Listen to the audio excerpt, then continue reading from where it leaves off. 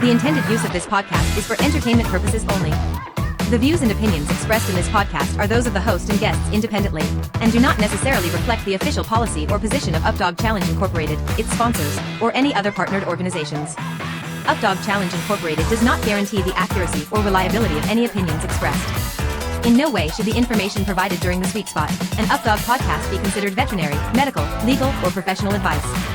At all times, the advice of your personal professional should supersede any information provided, derived, or inferred from listening to this podcast.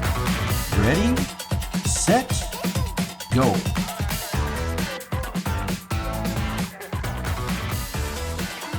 Welcome to the Sweet Spot, an Updog podcast. I'm Andrea. And I'm Jack, and we have a guest today, Dre. Super excited about having a guest again. Can you tell us who our guest is, Dre?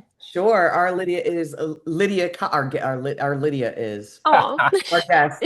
Our Lydia is guest Cochran. Our guest is Lydia Cochran, who happens to be the UPDIF 2025 champion for four-way play, one of our most competitive games. And I'm guessing that most of you don't know who this player is. So we are so excited to introduce her to you guys. She kind of like came out of nowhere for us. We were just like, wow, we're going through who won all the games, and we are so excited to get to know more about you and your dog. So thank you for joining us for our podcast today. And congratulations on your big four-way play win. That's huge. Yeah. Thanks for having me, guys.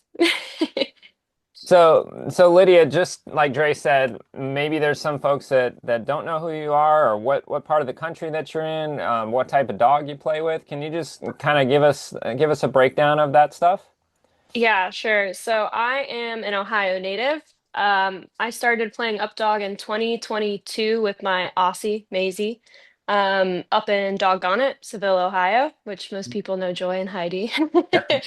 Um, yeah, and then I kind of fell in love with it, and I ended up getting my Border Collie novel.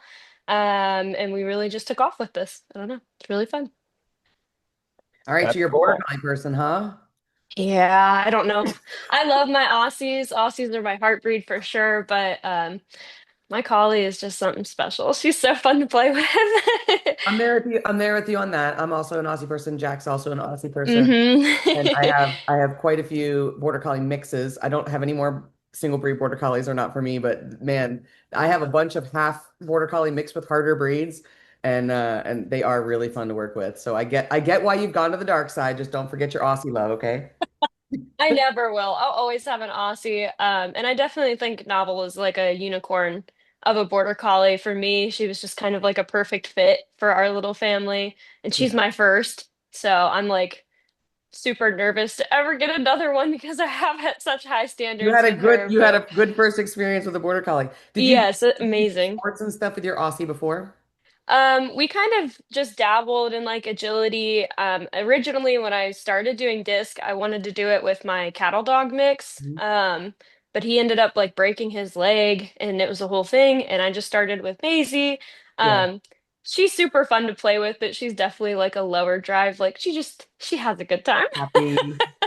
which I love about her. But yeah, we kind of dabbled a little bit. I was just kind of dipping my toes in the sports world whenever we got introduced to disc. And it's definitely just something I ran with. I love how accessible it is. Cool. That's great. I love Great to hear. We're that happy that's for that. that's what you said about it, because that is definitely something that Updog tries to do, Yep. is to make it accessible to anyone. Yeah, Yep. I totally feel that. So Good. Well, and you got a great support group up there with everybody in Ohio. Ohio's got some Yep. good clubs, and Doggone oh It, yeah, great. Heidi and Joy are great, and so that's really cool that you got a good community up there to play with too. yeah. All right, Liddy, let's get into what we're here to talk about mainly, which is your four-way play win. So I went back, I took a look at the scores because I was like, I couldn't remember what your score was and like how tight the competition was there up at the top.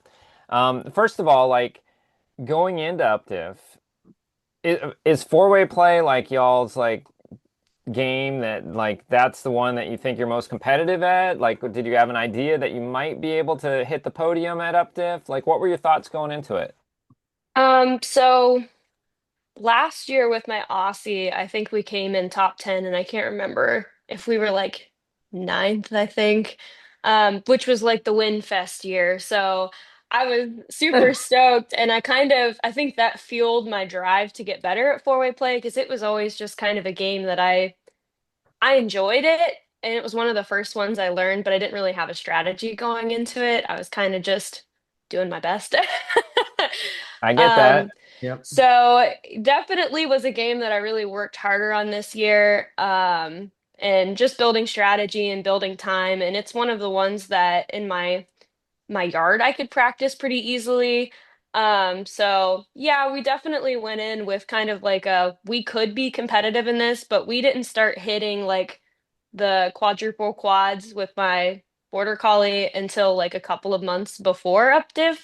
And then right before we left, like a week before we left, we went up to Doggone It. We were practicing with some friends indoors because it was super cold in Ohio. Yeah. Um, and we managed to just like touch 50. And it was like non-official, just had a friend timing for us. And I was like, oh my gosh, we can so do this. So my only goal really going into it was to like play our best game, and not put too much pressure on her that I buckled or that she felt overwhelmed. So was it a game we thought we were going to be competitive in? I have been humbled by up diffs in the past. Yeah. So it was definitely like a lot of work in the right circumstances and the right timing. And I was even more anxious because I'm pretty sure four-way play and Frizz both fell on like our 12 hours of up diff. Yep. So our time block was like one of the ones where you just kind of hopped into the field and played when you could. So there was definitely like the added stress of that. But I don't know. I went in just planning to have a good time and really hoping that we could put down our best score, and we did. So it was really amazing. So let me see if I got this right. That so the 50 that you got at UpDiff was officially your personal best? Yeah. That's Yeah. awesome. That is It so was. cool. When I see people get their personal best at UpDiff, just like you said, it's stressful. Like you see all the great teams around you. It's the environment for your dog is different. Like there's so Yep. much going on. To be That's able to do the amazing that you best guys there. got a personal best and it turned out to be the best of the best too at UpDiff. It was That's amazing. cool. Yeah, and that's cool that it was during our night of the living up diff.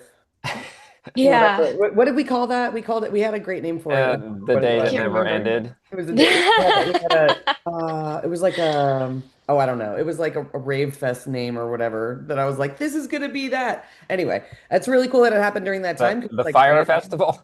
Yes, something. We were dancing. We were doing a rain dance around a fire pit. You guys didn't know about it. Yeah, and it did come later It that did evening at when we the were waiting perfect out. time. Oh my, At yeah. the perfect time. As we were finishing up, it unloaded on us, so it was very lucky. Okay, so about four-way play, we know it's one of the most competitive ones. We heard your story about how it all went down. So, like, is this the best game for you and your dog? Like, is this your game, or do you have other games that you play at a high level that you're hoping to place at UpTiff? And if this is your game, what do you think sets you guys apart from excelling at this game versus other games? Um, I would definitely say this is probably, at least for my border collie and I, the game where we're most connected. Awesome. So Novel really loves the quick throws, the turnaround, and she loves, I mean, she's a collie. She loves the Yep. pattern. Like she knows where she's going and where she needs to go next. And we worked really hard on making sure that she was dropping in ranges that I could reach. So our disc management is good in that game. And I know when I take the corner, she already knows the setup. Like you can just see her get excited and light up. And she's always excited to play any game, but this is definitely the one that I think she's most confident in, and that makes me more confident as a pretty novice handler in my opinion. Um, so that's a game that we really practice a lot because it's a game we both enjoy. We ended up in tiebreakers for Spaced Out and what was the other one? Greedy this year. So, Nice. um, Nice. which I never ever. I really did go into UpDiff really just hoping to put down a good four-way play round with her. because the other games I do play and like focus on somewhat. But the way my yard, we live on a hill, so it's hard for me to do like the long range throws, and try and keep her in a safe landing zone. So, definitely spaced out is one we've been working on more, and it was the same deal of like finding our flow, which is something that I struggled with her a lot when we first got started, just because my Aussie is definitely like the slow, Smooth. bouncy, yeah, happy-go-lucky, like really collected, really good, like I don't know. She plays way different. And Novel is definitely like my speedster. Like she wants to keep moving. She wants to know 3 steps ahead of where we're going, which is why I think she loves four-way play so well, or so much. So definitely spaced out as a game. We're kind of hoping to flesh out a little bit more. I practice Time Warp a lot because it's one of my favorite games, And you have a but fast dog. and yeah, and I have a fast dog. So really for me, it's handler error, like making sure I have the discs out where they need to be, and in time, because if not, she's turning back to look at me and then we're eating up time that way. So Time Right. Warp is one that I've always practiced a lot, again, just because it's an easy game that I can kind of play without having like a marked field. But yeah, we're still working on that one.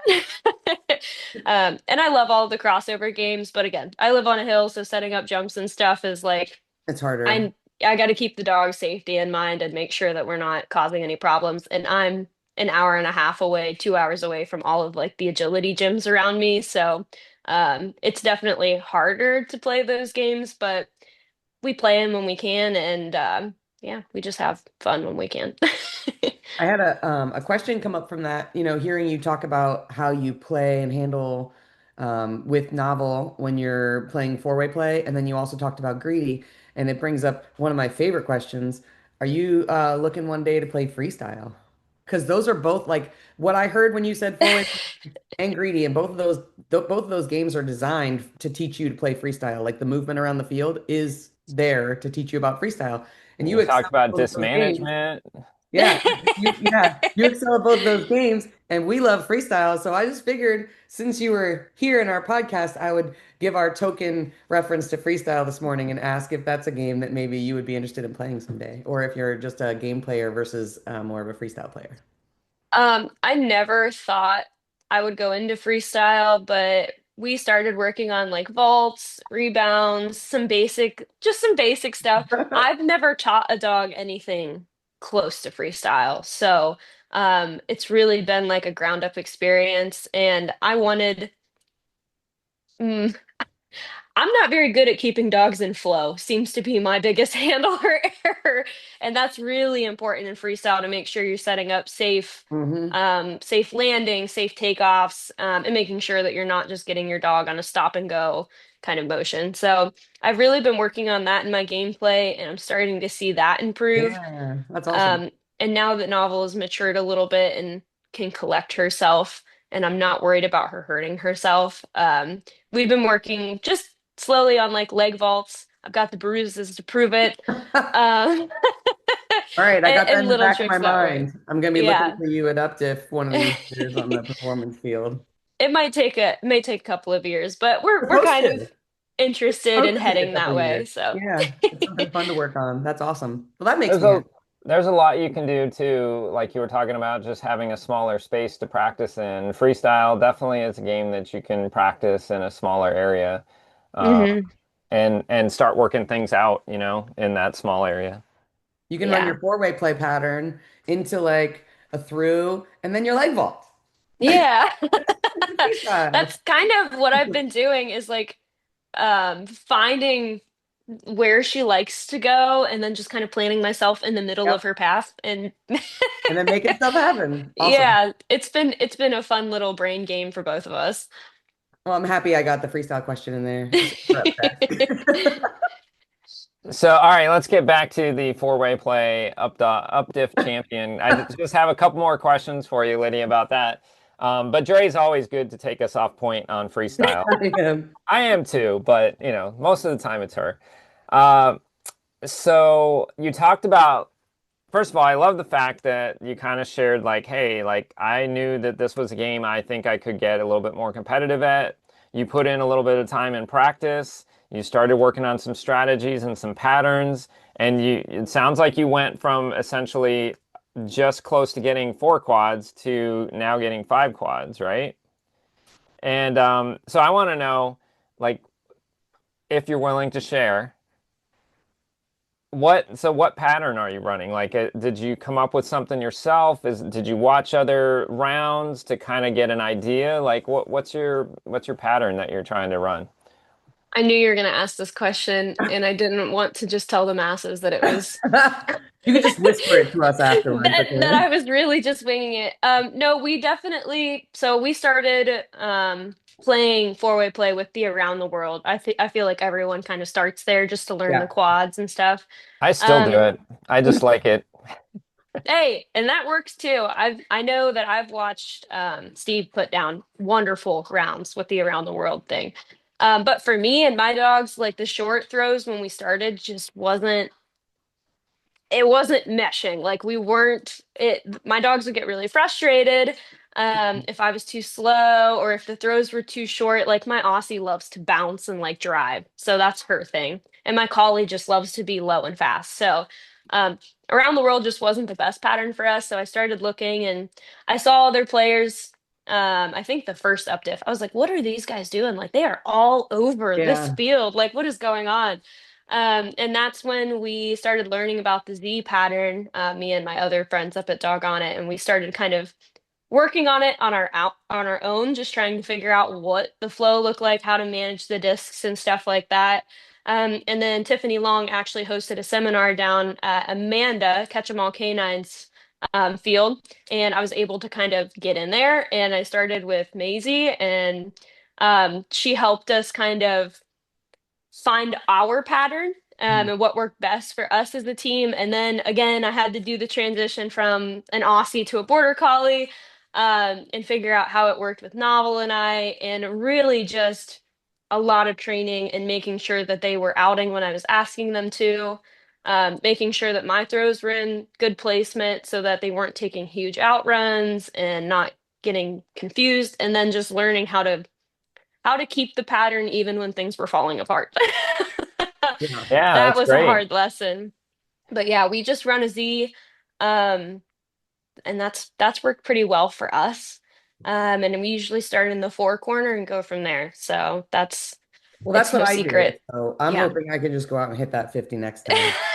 I'm running the Z pattern, starting at the four. Because Yeah, there you go. A little time, a little it could practice. have something to do with how much you practice, or the disc management, or the dog training, or the connection with your dog, or any of those other things that you've put in place. Yes, it is a lot. There's a lot of little things that really started to make a big difference for us. And a lot of it was just clarity in what I was asking and what I wanted her to Yeah. do, which is dog training. Just the 1 second. Like let's say you have one thing that you improve, like you're saying, one little behavior. If you shave 1 second off of each round, Yeah. right? Each one time around, 1 second, that gives you 5 extra seconds at the end. Mm-hmm. And in 5 seconds, you can do so much in that game. You can get a zone and a sweet spot, a sugar rush easily in 5 seconds, right? So like if Yep. if you think about it in micro amounts, right? And that's really what it is to play at a high level in any sport. They're not chasing seconds, they're chasing quarters of a second, tenths of a second, and then consistency trying to. So that was a really good point to bring up that like I think that people don't know, like they'll see someone winning or podiuming at an event, but they won't necessarily know what the difference is between, or they'll think it's luck in that moment. And sometimes it is, but I think more often than not, consistently, it's those microseconds that you're shaving off consistently to be able to run the pattern just a little bit smoother, just a little bit faster, catching your disc management so that you're, like you said, having her bring the disc close enough. That's something that Lily Martinez talked a lot about when she had her hip injury. She had her dog bring in the discs and drop it to her, and she still had a real Mm-hmm. talk to her after up to 2024, like, how did you do so well when you were injured? And so that really brought up like the little bits of dog training that you're doing in between the game to make it more efficient, I think is what really sets it apart to have you win that. Because I mean, 50 points in 1 minute, And It's crazy. crazy. I, I love what you guys are saying too. It's like Lydia, you were saying, talking about like when the game breaks down, because your things are going so fast, the game can break down, right? And if you're not careful, you don't handle it well, and then it really breaks down. Like Oh it could yeah. just break down for a second, but like you said, if you're anticipating what am I going to do if this happens or that happens, how can I get back on track? Yep. Maybe you just lose a pointer or two.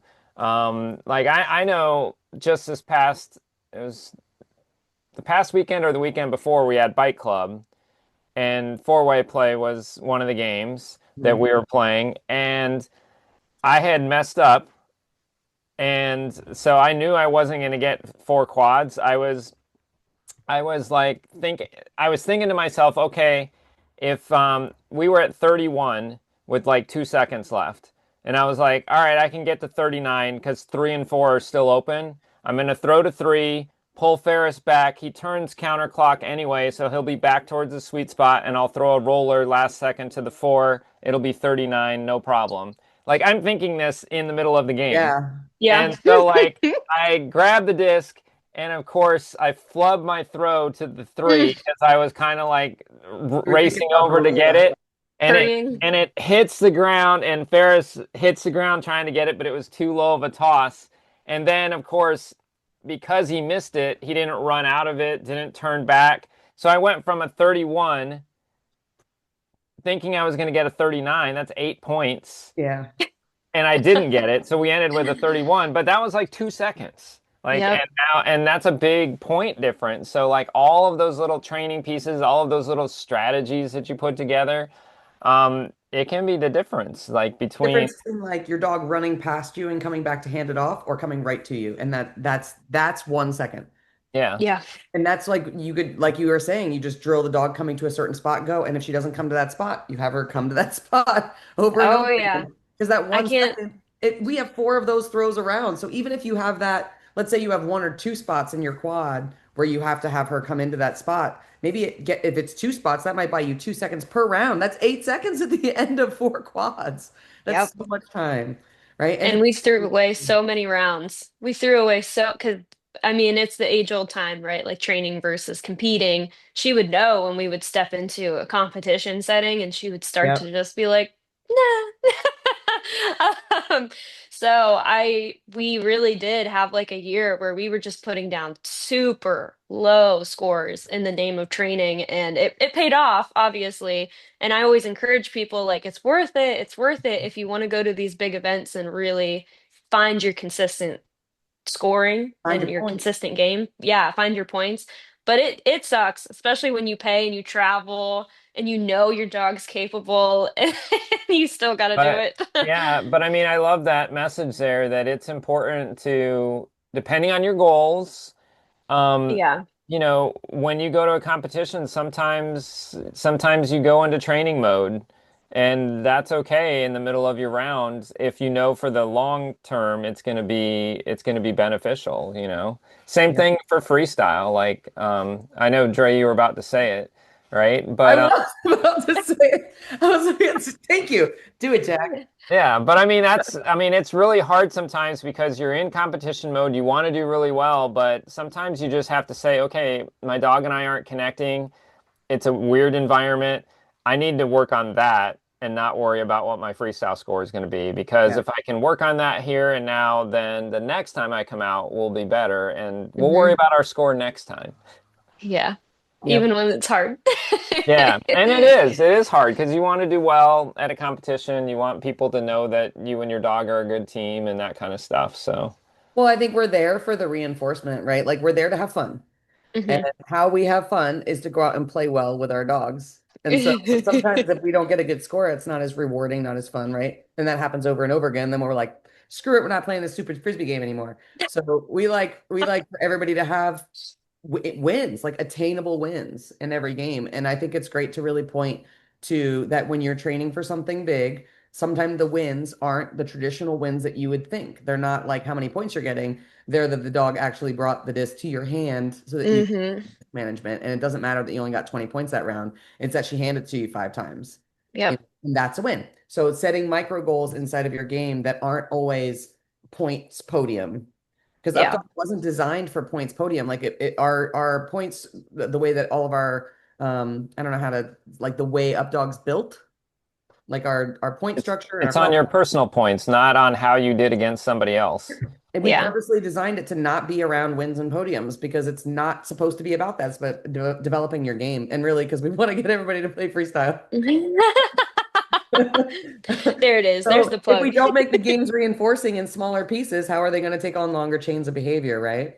So Yeah, you really absolutely. pointed to that well, that like there's these smaller chains of behavior that are really critical to being able to accomplish the larger chains of behavior at a high level. And if we don't celebrate those or like find them reinforcing, then you really don't level up in the game. So I think Hmm. it's great that you pointed out that that those are the wins, and you took a Yeah. whole year, a whole season to really develop that those skills, and then you get the shiny payoff of the podium and the wins and the dopamine and all that good stuff, right? But Yeah, and the the super cool Clinton side, trophy. yeah, it is a really cool trophy, Jack. Jack was in charge of trophies last year. Yeah, they were so cool. I got That's my good. spaceman That trophy, and I'm putting it up in my new house. It doesn't have UpDiff champion at all, but I have one of the spacemen because I liked it so much. Okay, so I have one more question. I want to know what you think about what it would look like if we played level two four-way play at UpDiff, because that's something that we're considering or we've talked about as a group. I'm pushing for, but the team is kind of like pushing back. Yeah, and part of it is we do want everybody to have a great player experience at UpDiff, and there is a pretty significant increase in difficulty between level one and Yeah. level two. And so, as our champion in 2025, how would you feel if in 2026 we offered level two four-way play versus level one four-way play, the impact on the players, what you would think? We probably wouldn't do it next year because you guys have already been earning points towards it, but maybe Mm. the following year. Would this be like a Frizz level 2 situation where everyone could play regardless of Yes. the yeah, Yeah, okay. absolutely. Yeah. I don't know. I mean, I feel like I'm super biased because I've already won four-way play, right? So it'd be a fun To challenge. win two, to win level Yeah, two. it would be super fun to go out there and like rework a strategy and relearn how to do something like that. So I definitely think for more experienced players, it would be a nice change of pace because four-way play is a game that doesn't change much. I mean, Oh it yeah. can fall apart like any of the games, but Right. once you have a dog that's pattern trained, like you can kind of just place discs. And as long as you're doing your part, it's really easy to get consistent scoring and stuff. And I think that's why a lot of people like it. Um, so I mean, That would change. that would Yeah. change We, pretty we would significantly. we would be moving their cheese. We'd be yelling a lot of "Go over to that side, Over there, over go over there, to over that there. side." Yeah, I feel like it could be really fun. My one holdback would be for like very novice people who were like me coming in this year, right? Like wow, this is a game we've really started to excel at, and maybe we could podium. Like a level 2 would kind of just blow that out of the water. Yeah, Like, you would definitely be at a large disadvantage, especially since a lot of clubs don't play yeah. level 2. Um, like I think I've only played it a handful of times even. Do you And think then we my let everybody know that it was going to be level two in yeah, 2027, that would curb that issue, that people would know yeah. ahead of time to practice level two and Oh yeah, people would definitely offer it a lot if Oh they knew yeah. it was gonna be an up-diff game. It's my scores are actually better in level two than they are in level one. Not by much, but I don't do a pattern like just because I'm against it. Um, it's freestyle my free. it's my personal stand.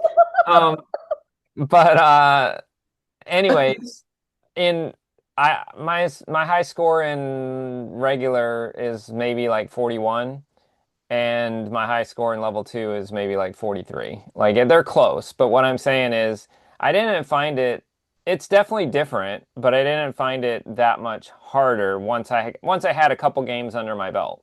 Yeah.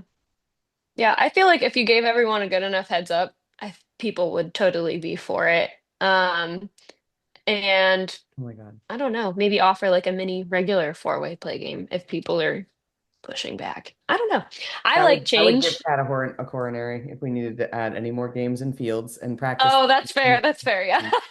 I We're mean, either gonna do level one or level two and bust. I Uh, mean, But you could just it could be on the same field because it's not like it takes any Yeah. time to like switch anything. You could just walk out like you would know this group of people is doing level one, this group of people is doing level two, and maybe level two would be the official UpDiff game, and level one maybe the trophy would be a smaller trophy or something like that. But you could if that way there people could play either level. Yeah. I was But then why thinking don't of we do like that for other games? Cat's not how in the you guys room, so that's why I'm able to say that. Sorry, Lydia, I cut you off. I was just thinking of like how you guys did Hmm. the glow in the dark field or something, like still having it, but like not having it be like a A part of fun the big. activity. Yeah, yeah. Yeah. That way people could come out and still play at that level and have fun. But um, Because it I is think a it's a good championship idea. event, It and is so we what, do. Dre? It is a championship event, and this is something that we Hmm. talk about in our meetings. It is a championship event, and so it could be, quote unquote, could be expected that we would play the highest level of our games. And on the games that we do play the highest level on, like freestyle and throw and go and fragility, I think Yeah, fragility we stay with level one, don't we? No, But it's level we two. do level two where we keep the extra disc. Yeah. Right. So on those games, we don't offer a level one of those games, but in Frizz, we do give a concession with the extra disc. So maybe that would be considered kind of concessional to run a level one at a different fun time under the lights. That would be a Ron thing. That would be fun. I'm sure he'd love to do yeah, that. that could be fun. Okay, here's ideas, Kat. Watch this episode later. For, Don't yell at me. It was their fault. They led me hey, here. you won't ever be the one we yell at. Don't worry. She's not even here. She's in the kitchen making herself a muffin. So, Mm, just one muffin. Hopefully not. I think just one muffin. Yeah. Well, like not when I say making a muffin, I don't mean like literally like got She's pans not a out. baker. She's She's Oh, not just I'm baking thinking or of her like toasting. she's just making one toasting. muffin. She's just toasting a She's muffin. just toasting. Okay, okay, all right. Kat's not a baker. I All don't right. blame her. I don't like baking Uh, either. Dre and Lydia, you guys ready to do our time warp challenge? I am. I'm nervous. They These are are just super, intimidating super questions. easy questions. Don't think too much about them. Just tell us the first thing that pops into your head. We're going to try to knock out 10 in 60 seconds. If you don't worry about it. Most people, Ugh. I'll be honest, most people lately don't get all 10. They don't. And I'm going to give you a warning because Jack's a meanie. There's going to be one thing in there that's going to ask for three examples of something. So don't waste time on your other questions. You're going to need extra questions for the one that asks for three of something. Okay? I'm All giving right. you a tip because I really want people to finish this game. We got a one This minute feels timer. like a challenge. All right, Yeah. Are let's you do it. ready? All right. Here we go. You're first, Jack. Ready, Yep. set, go. What's your favorite movie, Lydia? Fox and the Hound. Have you ever ridden on a motorcycle? Yes. What is your favorite dog disc to throw? Recently Superstars, 235s. Good answer. Would you rather go to a concert or a stand-up comedy show? 43 seconds. Concert. What is your go-to comfort food? Cookies, chocolate chip cookies. Ooh. Good one. What's your favorite updog game? Four-way play. Name three types of energy drinks.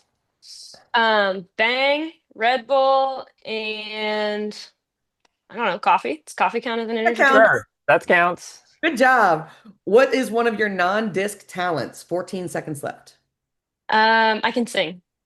Ooh, Nice. You just won free food for life at the fast food restaurant of your choice. 5 What do you seconds. choose? Subway. What pizza topping is unacceptable? 1 second. Pineapple. Oh, so You don't like good. pineapple?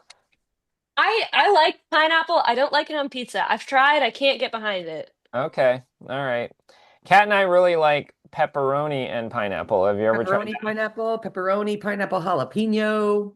because it's got Wow. like the sweet and the spicy together that way. Yeah. Like it, we don't like the ham and pineapple. We don't like the Hawaiian, but Too like, sweet. Sweet. It's too yeah. sweet. Yeah. I like pineapple in Mexican. Like I like it with chicken and chorizo. I think it's super good that way. So you just need more salty to offset the sweet. I think it's this like Pineapple. the tomato and pineapple. Like I just can't reconcile. I don't know. Got it. I can forgive you for that because you still like pineapple and other food. I think it'll be okay. And I'm reasonable. the last question number 9, you just won free food for life, a fast food restaurant of choice. What do you choose? took so long for Jack to say you finished 1 second late, and so I'm just gonna give you a time warp. Time warp Dang it, Jack. complete. Yay! You get the time warp. I think, I mean, like, I'm gonna put it back on Lydia. I think if she would have answered the Coffee sooner. coffee a little bit quicker, That 1 second, have the right? 1 second That back. 1 second handoff. I It's was just like, like four-way play. Celsius. I don't drink energy drinks, so I was trying to think of the two that my friends drink, and I couldn't think of a third, but I You drink did coffee. really good. You got Bang, and what was the one after that? Red Bull. Red I Bull. know those Yeah. two. And like so you could have done Monster or Oh, Celsius. Monster. I didn't think of that Coffee. one. You got Coffee. coffee? But coffee was good. That was a good Yeah. good poll. It's kind of a cheat, but I'll take it. No, I'll it's take not a it. cheat. I drink coffee all day. It's definitely caffeine. I love coffee. So good. And caffeine. I love caffeine too. Lydia, it's been so great to get to know you. At the beginning of this podcast, when we were talking about, who we were going to have on an episode, or whatever, and I was like, I don't even know who this lady is.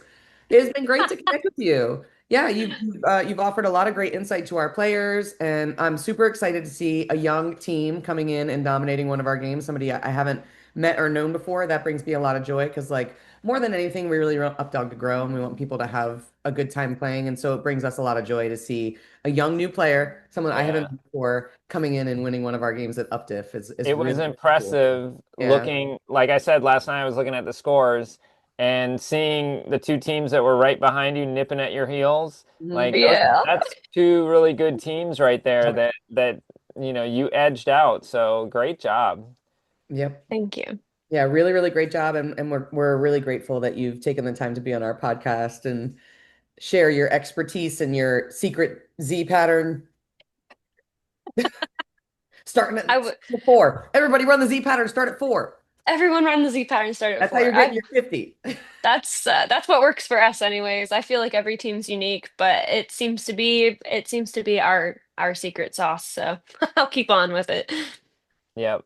Well, like Dre said, Lydia, thank you very much for joining us on the podcast. And all of our listeners out there, we know that you enjoyed this episode. Please give us your comments in the Facebook post. And if you've got questions for us about this or questions for Lydia, put your questions and comments there. In the meantime, we hope that you guys head out to an Updog field and play some fun games with your best friend. Dre, our last thing we want to tell them is what? Be kind to each other. And be kind to your animals. We will see you next time on The Sweet Spot. Thanks, guys. Thanks, Lydia. Bye.